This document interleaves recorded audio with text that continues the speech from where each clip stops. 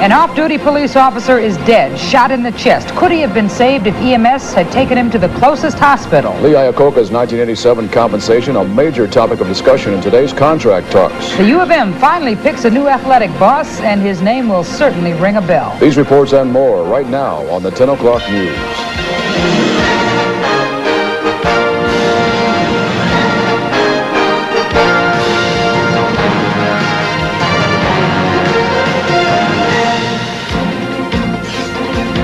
A Detroit police officer is dead tonight, fallen by a bullet to the chest. The tragedy creating a storm of controversy with the man's family, Detroit's EMS, and two hospitals caught in the middle.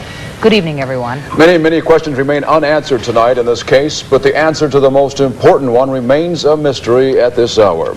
31-year-old Paul Dunbar Jr. killed early this morning on the city's west side. He was off duty at the time. Police are being very close-lipped about this case, releasing very few details. But the tragic fact remains that the EMS ambulance transporting the critically wounded Dunbar to the hospital failed to take him to the nearest hospital. Authorities are reviewing taped communications between that EMS unit and the two hospitals to find out why. That raises the question, could Dunbar have been saved if EMS had taken him to the closest emergency room, thus saving precious minutes? Tonight, 10 o'clock news reporter Margot Williams with more details. It was in this West Side neighborhood where an off-duty Detroit police officer was shot.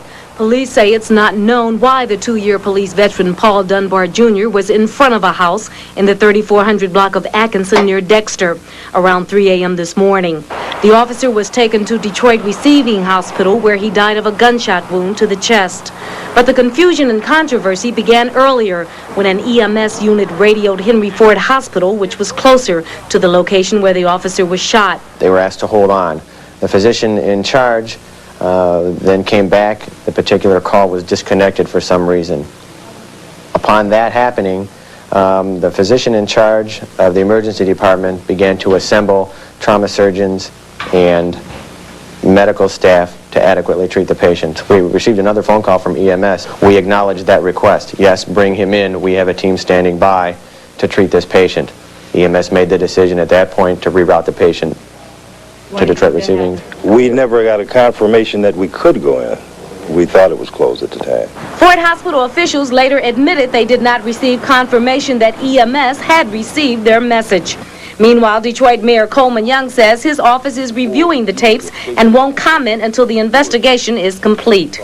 This is a serious matter, a very serious matter, and not one to go off on half-cocked. Beginning May 17th, a new policy will be instituted that requires all hospitals to accept patients with life-threatening emergencies, even if they are being rerouted. Margot Williams, 10 o'clock news.